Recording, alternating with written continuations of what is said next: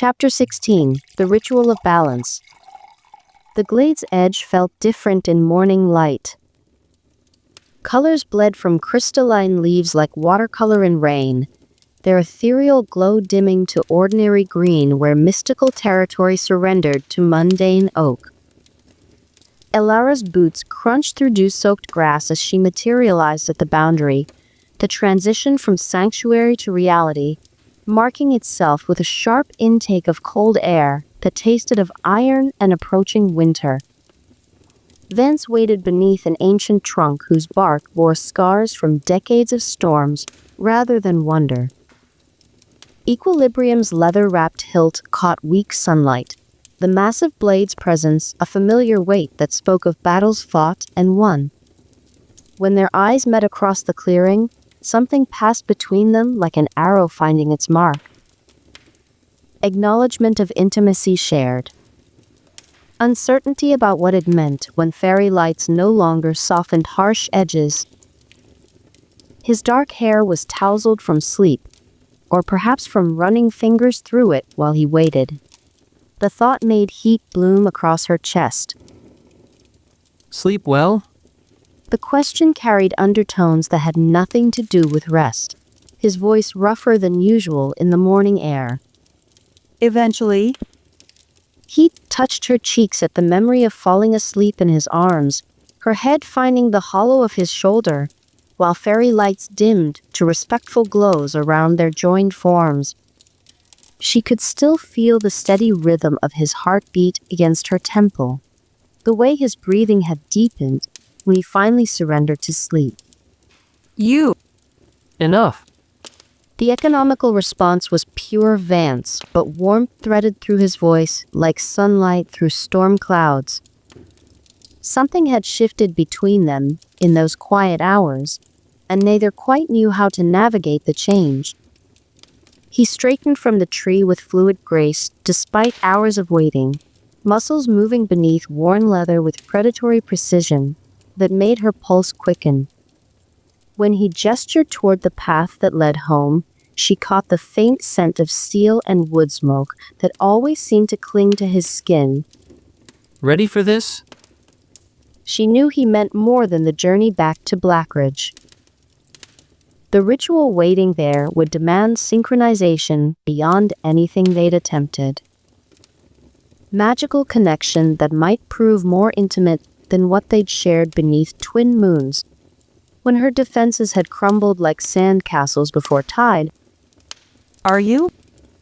The question emerged sharper than intended, carrying edges of fear she hadn't meant to reveal.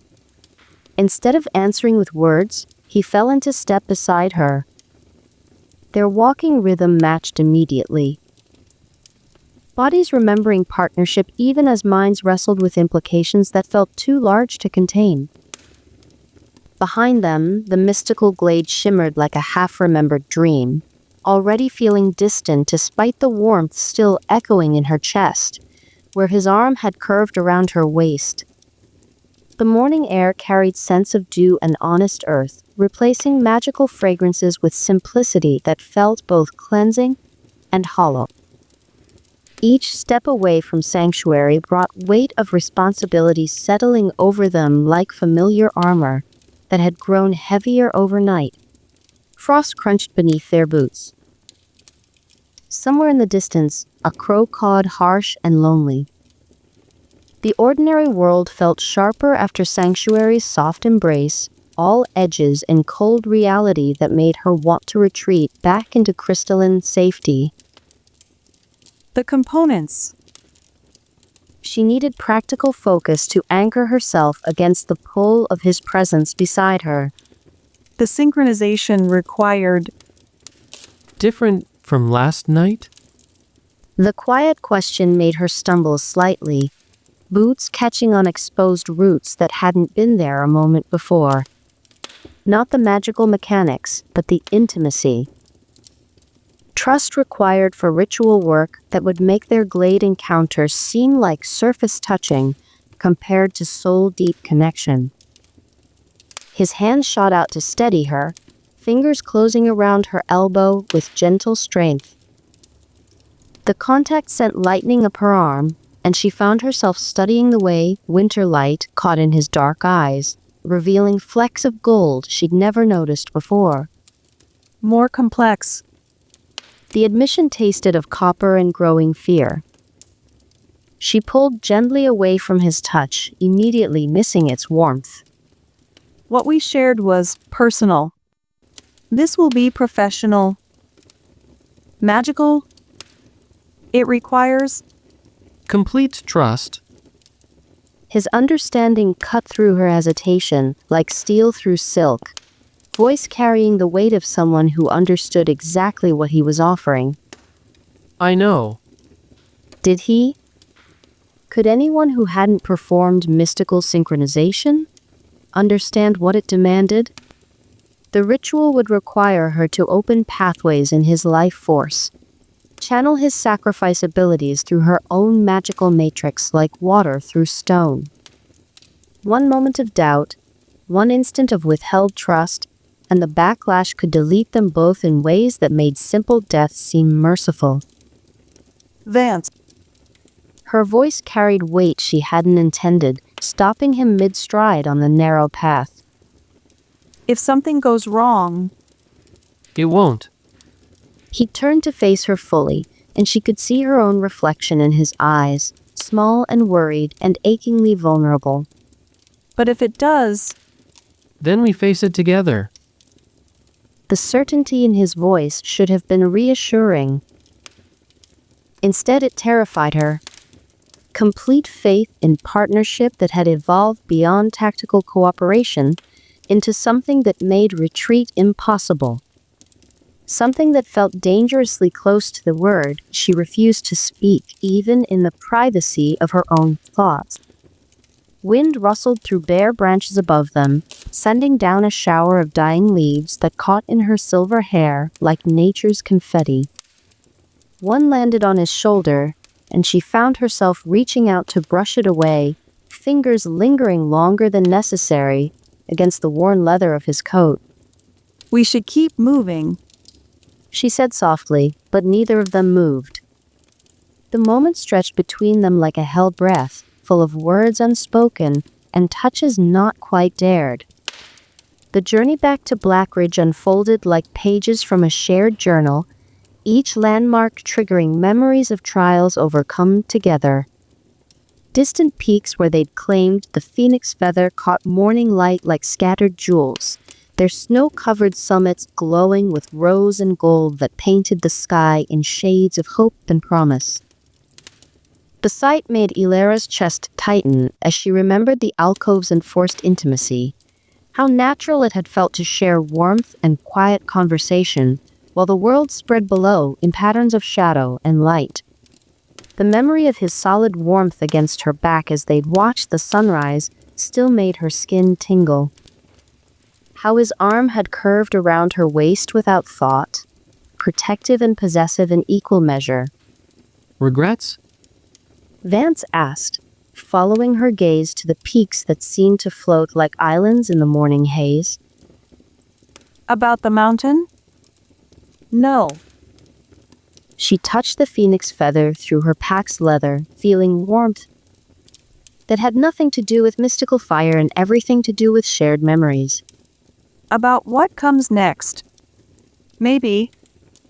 Canyon mouths yawned in the middle distance like sleeping giants, marking passages toward territories where Morthek's ancient corruption had finally found rest. The undead dragon's defeat felt like something from another life, fought by two people who'd moved with desperate coordination, not yet understanding that their synchronization transcended tactical necessity. She could still hear the echo of that battle in her bones. The way he'd thrown himself between her and the dragon's claws without hesitation. How her magic had flowed to shield him in return, silver light wrapping around his form like protective armor. They'd moved as one being with two hearts, and the memory both thrilled and terrified her. The dragon taught us something. She said quietly, watching a hawk circle high above the canyon walls. What? His shoulder brushed hers as they navigated a narrow section of path, the contact sending warmth spiraling through her chest. That we work better together than apart. But this ritual, She gestured helplessly at the path ahead, where Blackridge's walls were beginning to appear through the trees. it's not about working together. It's about becoming something unified.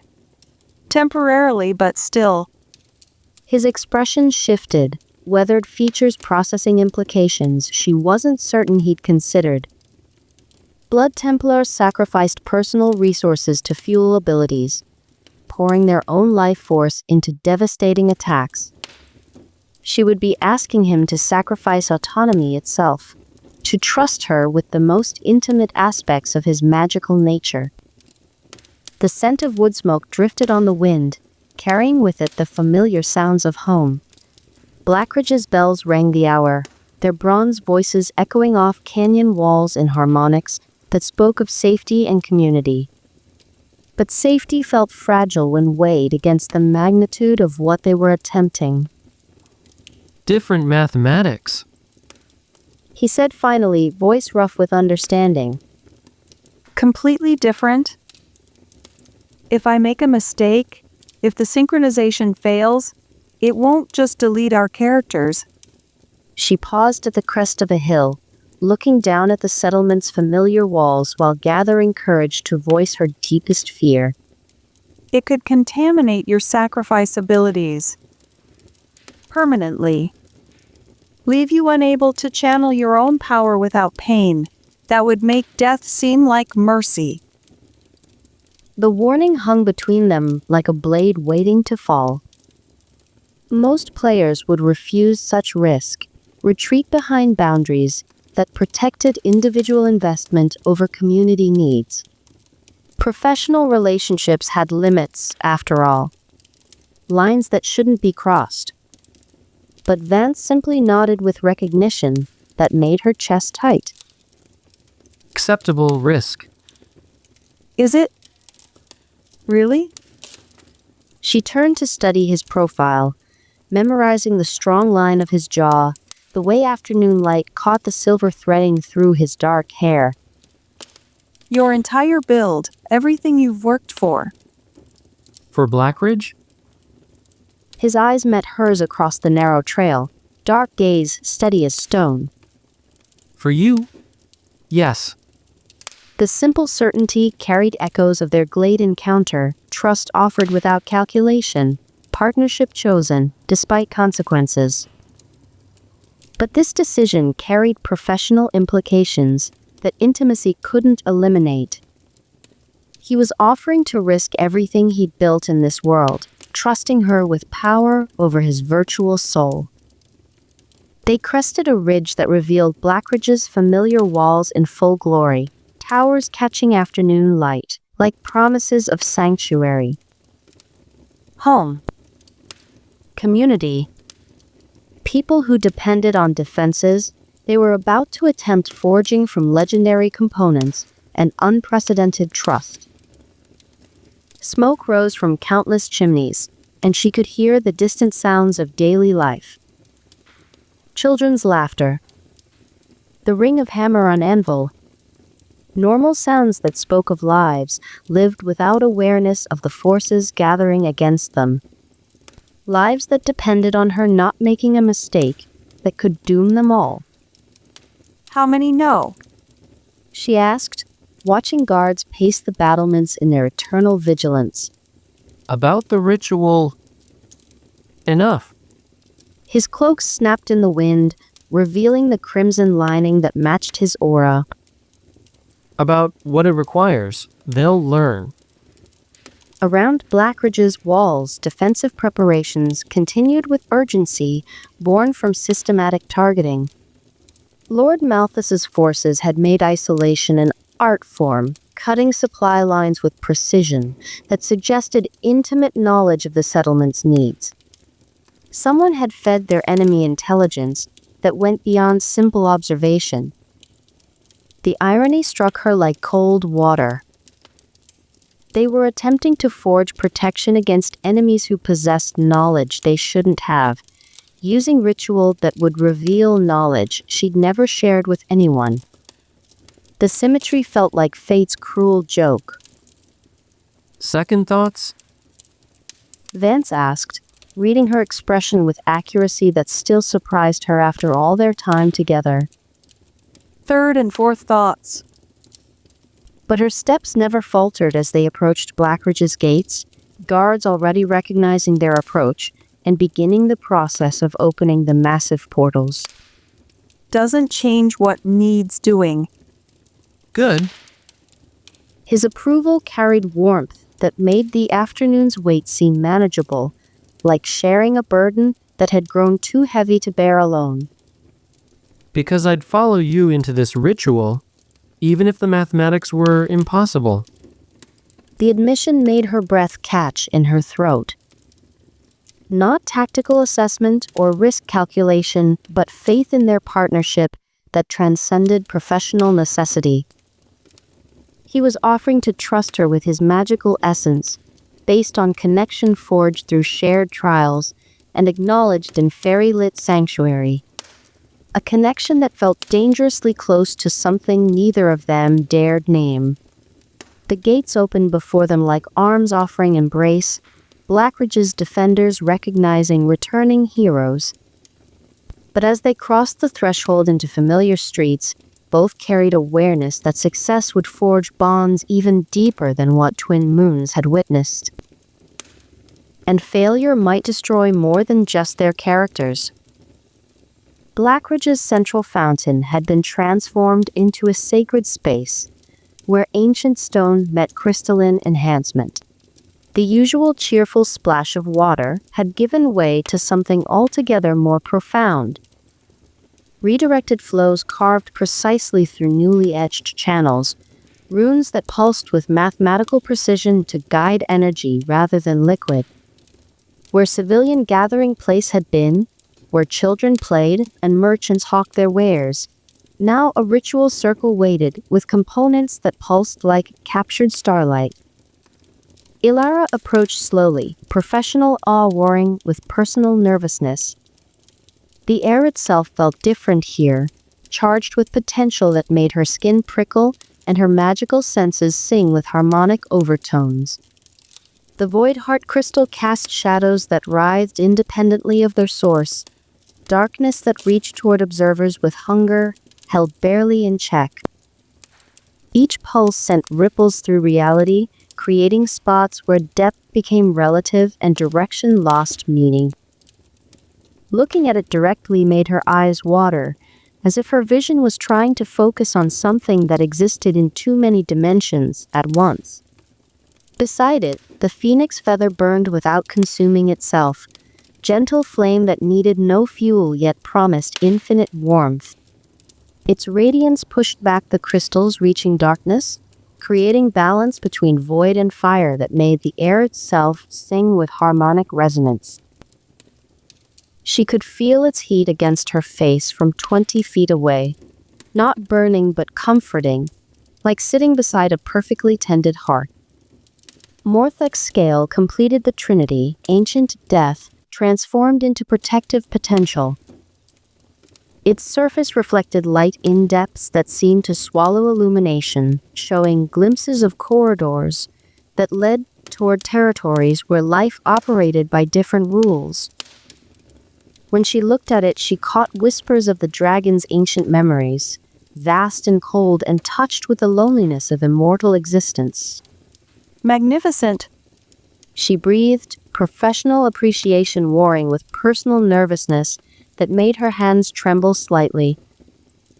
The components represented power beyond most players' imagination. Artifacts that could reshape server mechanics if properly channeled. But channeling them required synchronization. She'd never attempted with someone whose magical signature she knew intimately on levels that transcended professional cooperation. Someone whose scent still lingered in her memory, whose touch still sent lightning up her spine. Positions. She said, falling into ritual mindset. that helped contain growing anxiety. Vance moved to the circle's heart without hesitation, boots silent on stone that had been worn smooth by centuries of honest community gathering.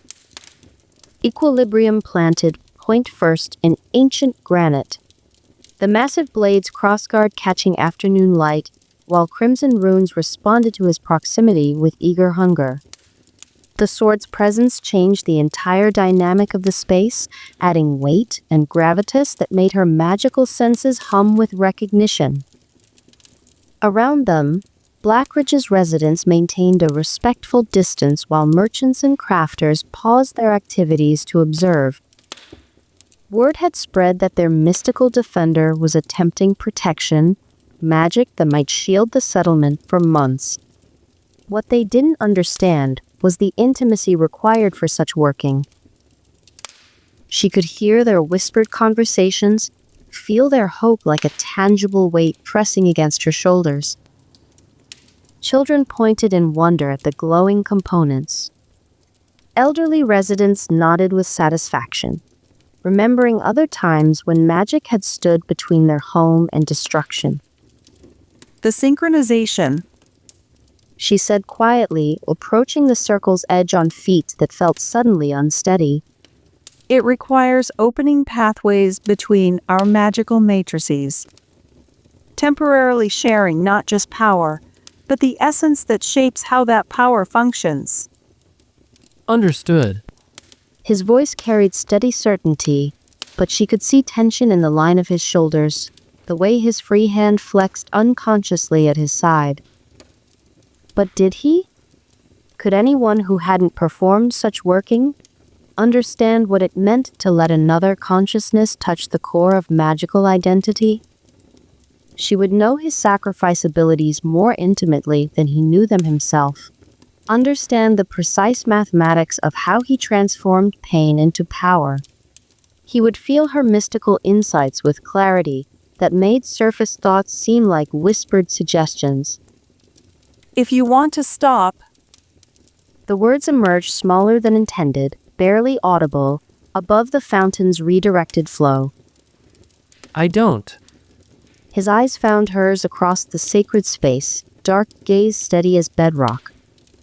The certainty in his voice carried echoes of their glade encounter, trust offered despite vulnerability that transcended physical intimacy.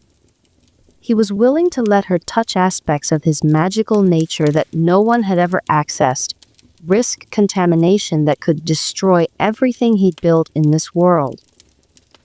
For Blackridge, for her, she began the invocation with words that had weight beyond simple language, syllables that carried intent across dimensional barriers, where magic responded to will rather than physics. The ancient phrases felt strange on her tongue, power building with each carefully pronounced consonant, until the air around them began to shimmer like heat waves rising from sun-baked stone. The components answered immediately. The void crystal pulsed darker, its reaching shadows extending toward them with hunger that made her skin crawl. The phoenix feather blazed brighter, warmth washing over the circle in waves that tasted of summer afternoons and hope fulfilled. Dragon scale reflected depths that revealed glimpses of territories where death became transformation. Corridors that led toward understanding she wasn't certain she wanted to possess. Around them, reality seemed to hold its breath. Even the ever-present sounds of Blackridge faded to respectful silence, as if the entire settlement understood they were witnessing something unprecedented. now She whispered the word barely audible above the building, magical resonance. Her silver energy began to flow like liquid moonlight, mystical power shaped by years of careful training and desperate necessity. But instead of containing the magic within her own matrix, she reached toward Vance, with threads of light that sought connection rather than dominance. The sensation was terrifying and exhilarating in equal measure, like stepping off a cliff and trusting that strong arms would catch her before she fell. His crimson aura rose to meet her silver radiance like sunrise greeting dawn, Two energies that should have clashed instead, moving together with harmony that defied every law of magical physics she understood. Where their energies touched, something unprecedented happened. Not conflict between different magical signatures, but recognition. Completion. Two halves of a whole finding each other at last. The Blood Templar's sacrifice abilities became efficient rather than costly, drawing power from willing partnership rather than desperate self-consumption. Her mystical insights sharpened to crystal clarity, enhanced by his tactical understanding until complex magical equations resolved with mathematical precision that made her gasp with wonder. But it was the emotional resonance that nearly undid her completely. Through the connection, she could feel his fierce protectiveness, the way he'd rather die than see harm come to those under his protection. His quiet pride in their partnership, the way fighting beside her felt like coming home after years of wandering. And beneath it all, carefully guarded but blazing like a hidden star, something that felt dangerously like love. Around them, reality trembled as their synchronization deepened, beyond anything either had imagined possible. Not just sharing power, but creating something unified that belonged to neither individually, yet emerged from their combined essence. She could feel his heartbeat, as if it were her own, taste the metallic edge of his determination, sense the precise moment when his breath caught as he felt her own carefully hidden emotions flowing through their connection. The ritual terrified them both. Professional boundaries dissolved like morning mist before sunrise, as their magical natures recognized compatibility that felt dangerously close to destiny. This wasn't cooperation between allies. This was fusion between souls who fit together with precision that made retreat impossible and advance terrifying. An anti-necromantic field blazed to life around them. Invisible barriers that pulsed outward like ripples on a vast pond.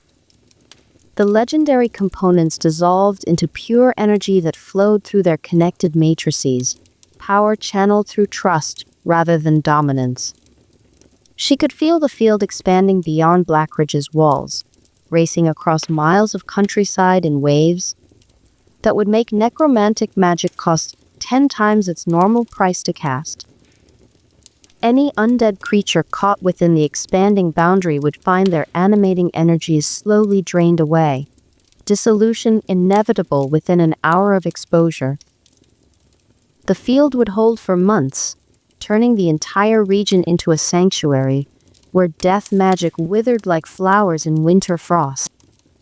Success! They had done it. But when the ritual completed and the last echoes of power faded into ordinary afternoon light, they stood closer than before, breathing crystallized air that tasted of magic, successfully shared and bonds forged beyond simple partnership. The settlement was protected, but something between them had changed in ways that made their glade encounter seem like careful testing compared to total recognition. She could still feel ghost echoes of his presence in her magical matrix, phantom sensations, that made her wonder if true separation was even possible anymore. And from the way he looked at her, dark eyes wide with wonder and something that might have been fear, she suspected he was experiencing the same unsettling completeness. Neither spoke of what had passed between them.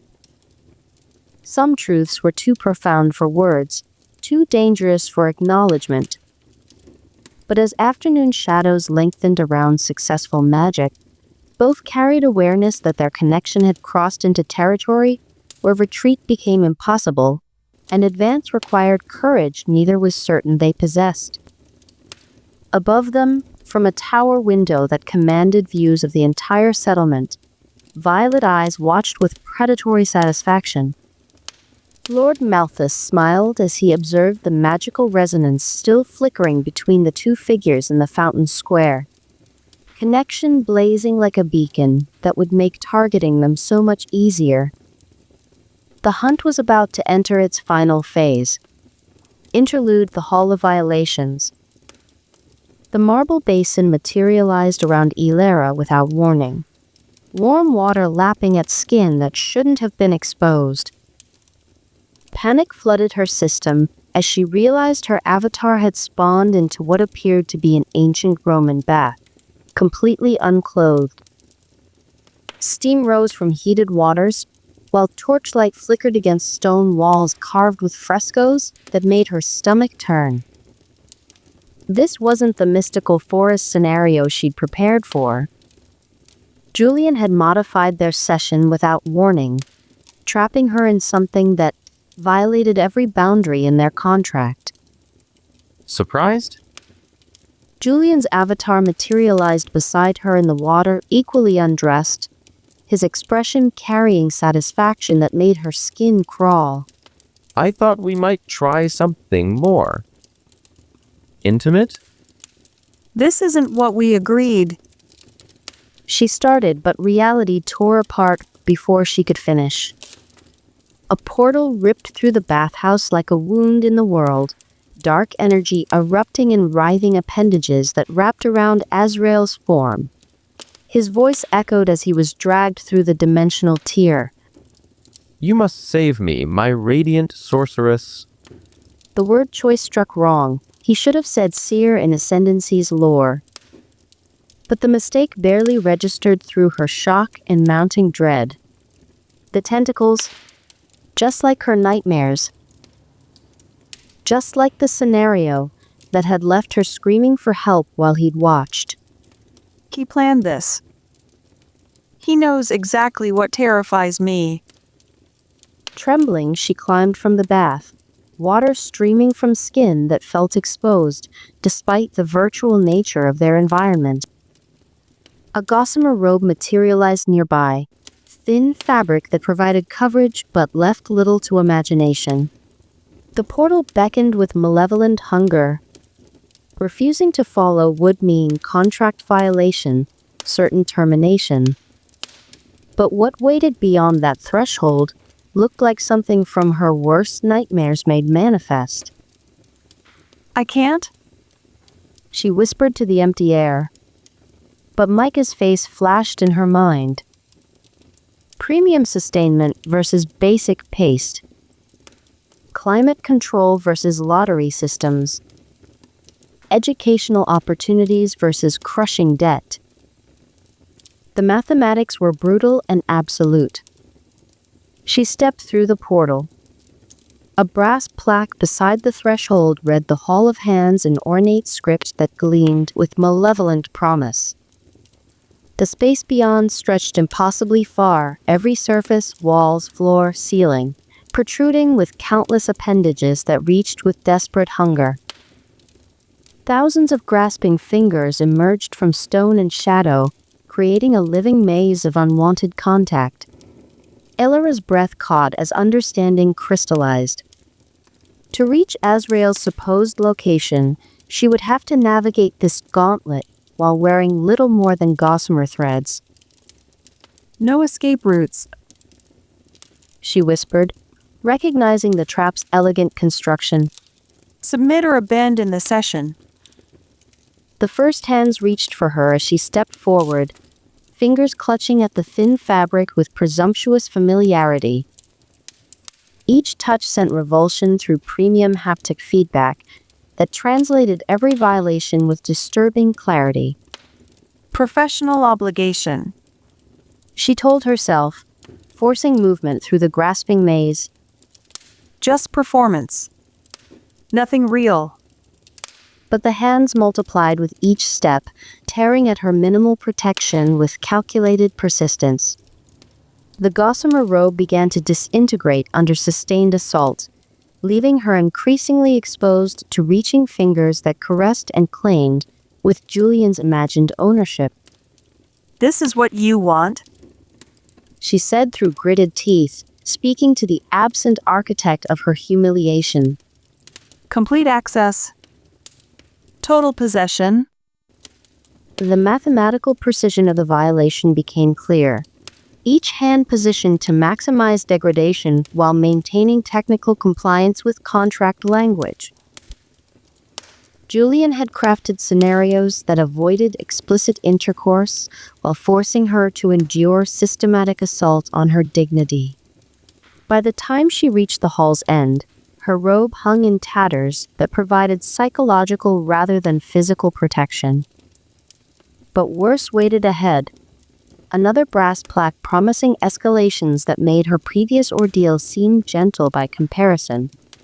The enclosure of eyes stretched before her like something from a fever dream. A wall of living flesh studded with countless orbs on writhing stalks blocked her path.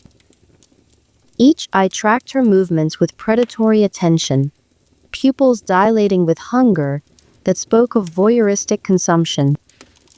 She recognized Julian's distinctive irises multiplied infinitely, watching, possessing, devouring every moment of her exposure. The barrier had to be climbed. There was no other path forward. You sick bastard. She breathed, recognizing the symbolism with crystalline clarity. Every eye represented Julian's fantasy of unlimited visual access, his desire to observe her vulnerability from every possible angle. The climb required exposing herself completely to their hungry gaze.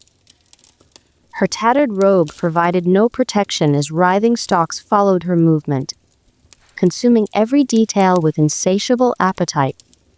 The eyes blinked in synchronized waves, creating rhythms that spoke of shared consciousness. Julian multiplied into infinite observer, possessing her image through technological violation. Nausea rose in her throat as understanding deepened.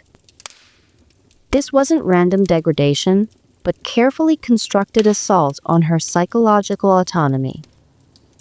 Each scenario built upon previous violations, escalating systematically toward complete capitulation. He's not just crossing boundaries. He's erasing them entirely. The flesh barrier yielded unnaturally under her contact, surfaces that felt too warm, too responsive. Premium haptic feedback translated sensations designed to trigger revulsion while maintaining plausible technical compliance. Nothing explicit, but everything wrong. As she reached the barrier's peak, another brass plaque came into view. The first word gleamed in ornate script, frantic, promising rhyming depravity that would complete her psychological destruction. Her survival instincts finally overrode professional conditioning. No? The word emerged with sudden clarity, cutting through months of systematic manipulation. Her hand found the emergency logout sequence with determined precision, muscle memory overriding the economic terror that had kept her trapped. Reality dissolved around her like melting wax, Fastrethia's corrupted paradise collapsing into loading screens and system protocols. The transition left her gasping in her pod's sterile interior, haptic feedback still tingling across phantom skin that felt contaminated despite virtual nature of the violations. Her hands shook as she stripped away the neural interface crown, each sensor feeling like accusation against choices she'd made for survival. Around her, the real world felt cold and insufficient after months of premium immersion, but clean in ways that virtual perfection could never achieve. The message arrived before she'd even fully oriented herself. Julian's formal complaint about session abandonment, crafted with legal precision to justify contract termination. Professional language wrapping personal vindictiveness, documentation that would destroy her livelihood with bureaucratic efficiency. The trap had been perfectly designed. Submit to escalating violations or face economic destruction. Choose psychological survival or family welfare. Accept systematic degradation, or watch Micah's future crumble into basic sustenance and educational poverty. In her pod's dim illumination, understanding crystallized with horrible clarity. Julian's obsession had moved beyond fantasy into something far more dangerous. The scenarios weren't random escalations, but calculated assault on her autonomy designed to break her resistance through systematic psychological warfare. Contract termination would follow within hours.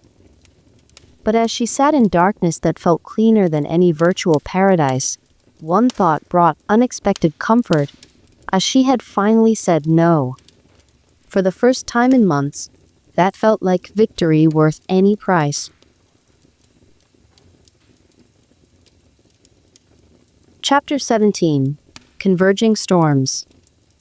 The screams reached them through the tower's crystalline walls, like arrows finding flesh. Elara's hands stilled on the enchantment she'd been weaving, silver threads dissolving into sparks that died against the morning air. Her tower's observation chamber had always felt like sanctuary, windows offering views of rolling hills and distant peaks painted in shades of amber and rose. Now those same windows became frames for nightmare.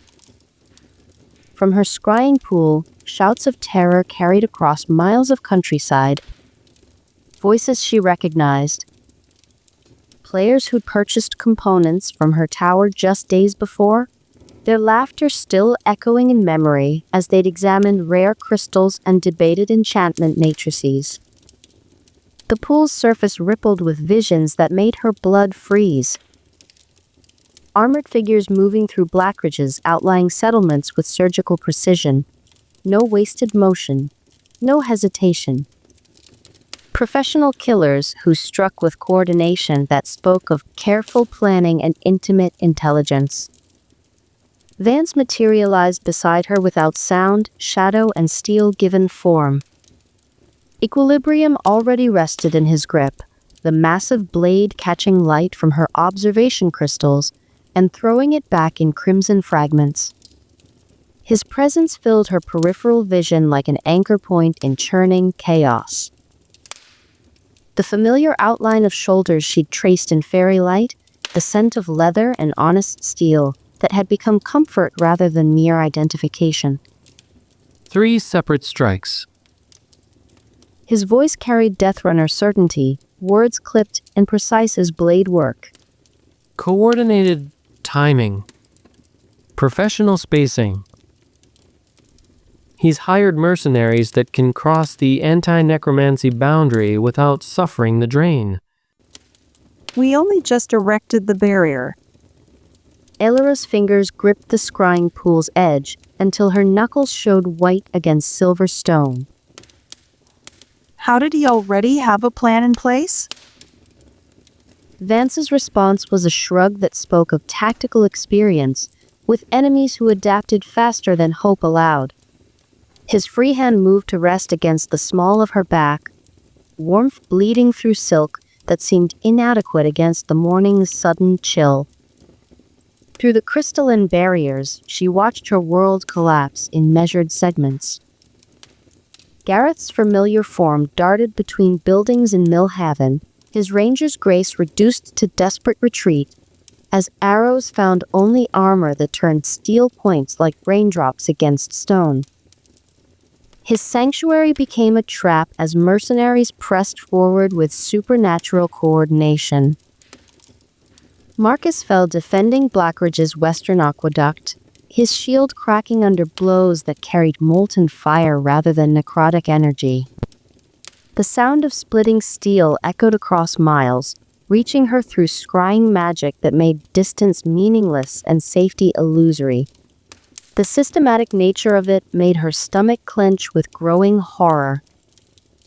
Not random raids seeking easy plunder, but surgical strikes targeting specific individuals with intelligence that suggested months of patient observation. No. The word tore from Elara's throat as she watched her friend's unconscious forms carried off like trophies. This can't be happening. Vance's hand moved to her shoulder, fingers finding tension that had turned muscle to wire. Stay here. Don't. Her hand caught his wrist before conscious thought intervened, desperation making her grip tighter than gentleness would allow. The contact sent familiar electricity racing through her palm. Calloused skin that spoke of real work, pulse that hammered with controlled fury beneath leather bracers, worn smooth by years of honest use. They're targeting anyone who's helped me. That makes you priority one. His eyes met hers across the space between them, gray depths carrying recognition that made her chest tight with something beyond fear. Lord Malthus's forces weren't striking randomly. They possessed intelligence that suggested systematic observation, detailed knowledge of her customer base and alliance networks that turned friendship into liability. Someone's been watching, She whispered, the words barely audible above distant screaming that filtered through scrying magic. For months. His free hand traced protective patterns along her cheek, touched gentle despite the fury building in his expression like storm clouds gathering over distant peaks. Building lists. Learning patterns. Cataloging every person who's shown you kindness. The implications crystallized with horrible clarity.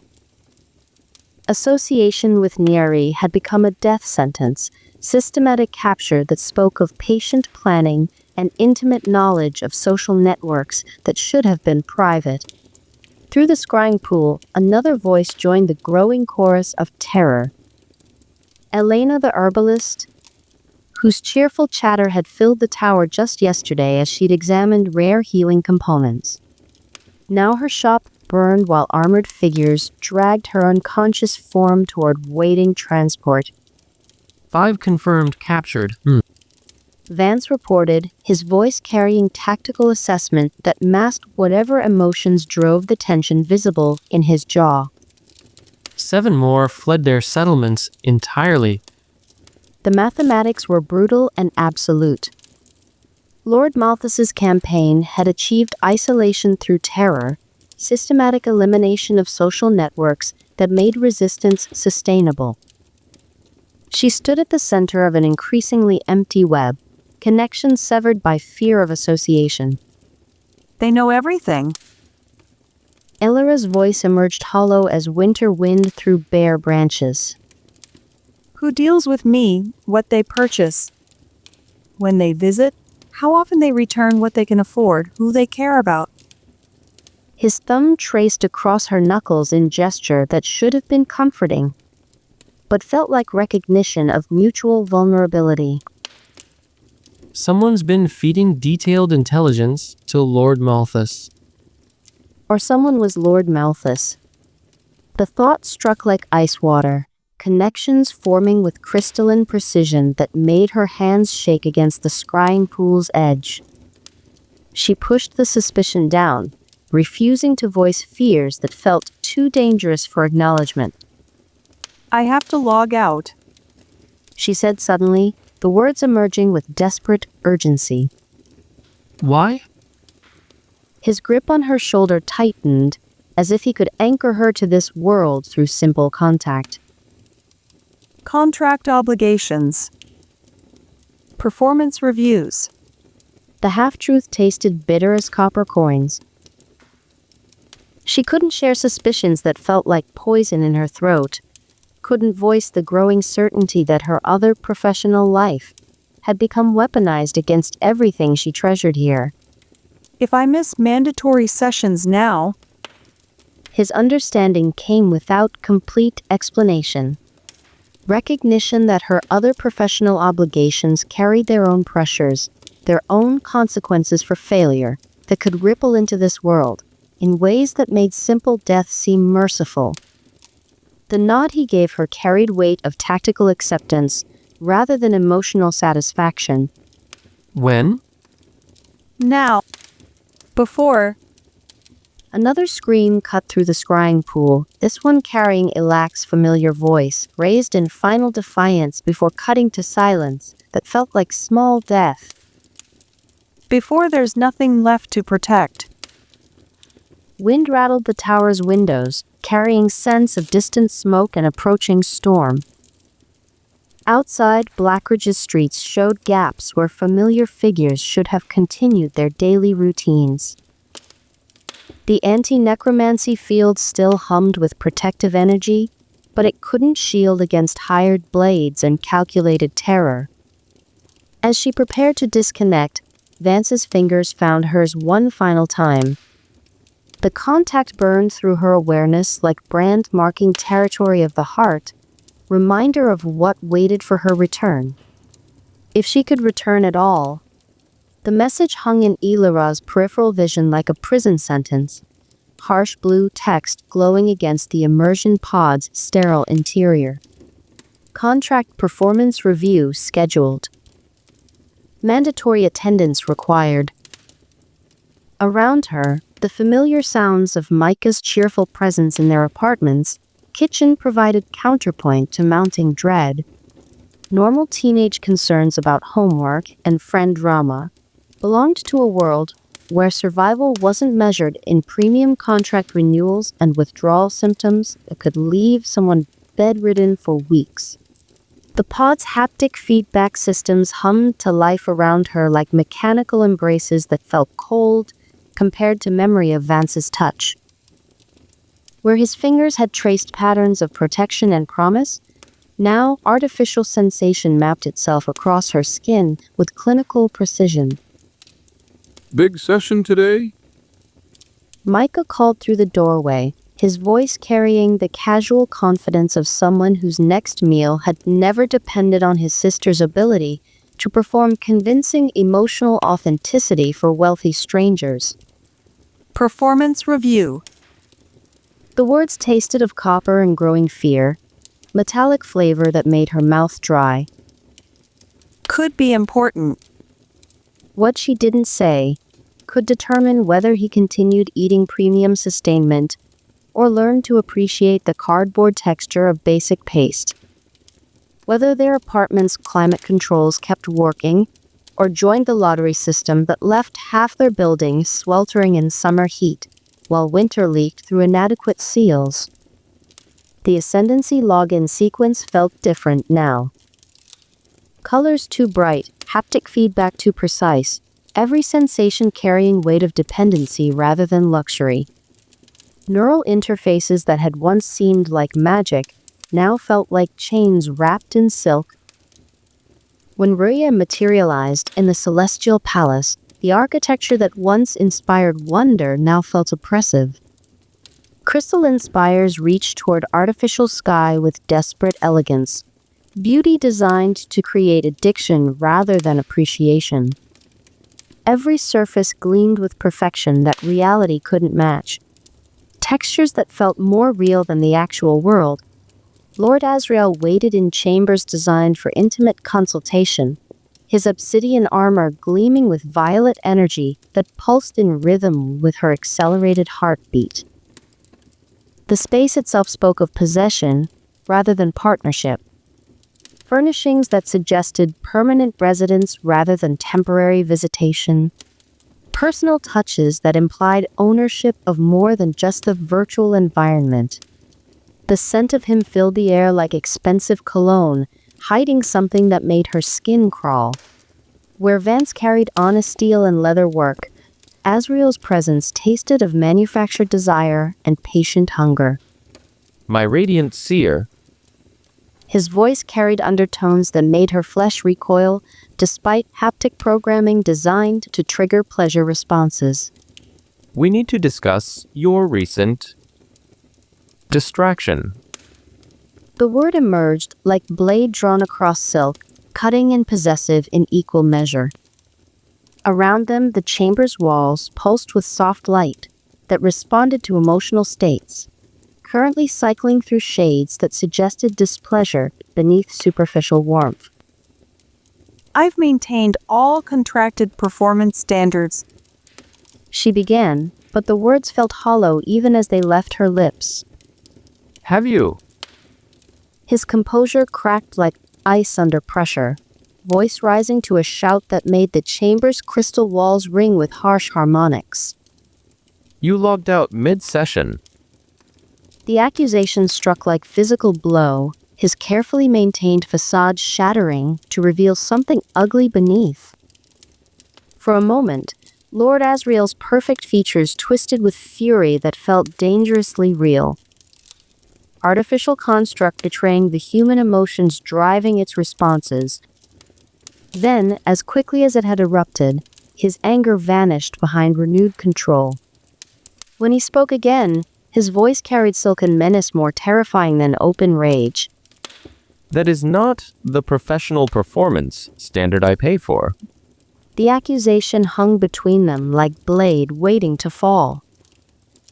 Premium VR contracts required emotional authenticity that transcended simple mechanical performance. If Julian could document decreased engagement levels through biometric monitoring, he possessed grounds for immediate termination that would end her access to the virtual environments she'd grown dependent upon. Withdrawal from high-grade haptic feedback created symptoms that transcended simple disappointment. Extended immersion in premium environments rewrote neural pathways, making standard reality feel flat and insufficient by comparison. She'd seen withdrawal cases reduced to catatonic states, minds unable to process a world that felt like pale shadow after artificial perfection. Perhaps. He continued, circling her with predatory grace that made her skin crawl. Other obligations have compromised your ability to provide the complete devotion our partnership requires. His hand found her wrist, grip gentle but inescapable. The contact sent revulsion through her despite haptic programming, designed to interpret his touch as pleasure. Somewhere in her mind, muscle memory from the fairy-lit glade whispered comparison. Vance's fingers tracing protective patterns rather than possessive claims, warmth that felt honest rather than manufactured. I want exclusivity. Asriel said simply, words carrying weight of imperial decree. No other contracts. No divided attention. Complete focus on our growing connection. The demand struck like physical blow. Exclusivity would mean abandoning covenant entirely, cutting the thread that connected her to authentic partnership, and someone who saw her clearly despite every mask she wore. That's not... She started then stopped. Refusing outright would trigger immediate termination, but accepting meant losing everything that had made this life bearable. I'll need time to consider the implications. Of course. His smile held predatory satisfaction, like hunter who'd cornered prey and could afford patience. But consider carefully. Premium environments like these become difficult to live without once one has experienced their full potential. And I'd hate to see you suffer the consequences of poor decision-making. The threat was delicate but absolute. She'd witnessed withdrawal symptoms firsthand, minds broken by sudden disconnection from artificial paradise. Bodies that forgot how to process authentic sensation, leaving victims trapped in gray existence that felt like living death. As the session ended and she disconnected from Bastrothia's dying light, her hands shook with more than simple fear. The real world felt cold and hollow after Ascendancy's manufactured perfection. Colors washed out and textures inadequate compared to premium simulation. But Covenant waited. And with it, someone whose touch felt real despite existing only in virtual space, whose presence had become more necessary than breath. Nere's tower echoed with emptiness that made every footstep sound like condemnation. Elara climbed the spiral stairs with leaden feet, each step bringing her higher into isolation that felt like physical weight pressing against her shoulders. The tower that had once bustled with visiting customers now displayed its wares to vacant air, crystal displays humming with unused potential, while magical implements gathered dust in silence that spoke of systematic abandonment. Shelves lined with rare components caught afternoon light streaming through tall windows, their contents glowing with inner fire that no one remained to appreciate. Enchantment matrices pulsed with patient energy, waiting for hands that might never come to shape them into tools of wonder. Through the observation windows, Blackridge's streets showed gaps where familiar figures should have continued their daily routines. The baker who'd always waved as he carried fresh loaves to market. The young couple who'd spent hours examining wedding rings enhanced with minor blessing spells. The old warrior whose stories had filled quiet afternoons with tales of ancient battles. All gone.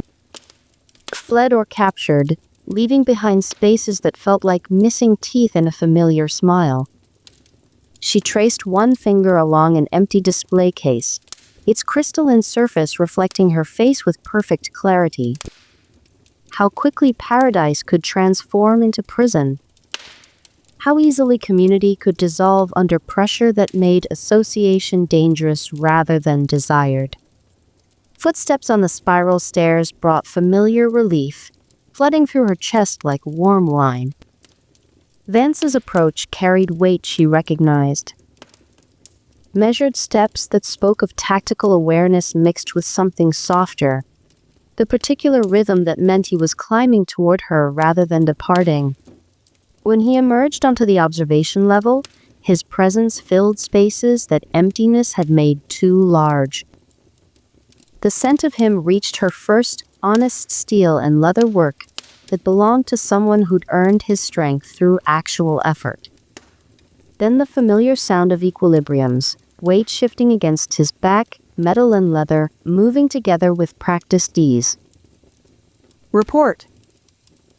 She kept her voice level despite the relief flooding through her at his solid presence. His expression already provided answers she didn't want to hear. 12 more left, Blackridge. His voice carried tactical precision that masked whatever emotions drove the visible tension in his jaw. Settlements, population down 60% since dawn. The mathematics were brutal and absolute.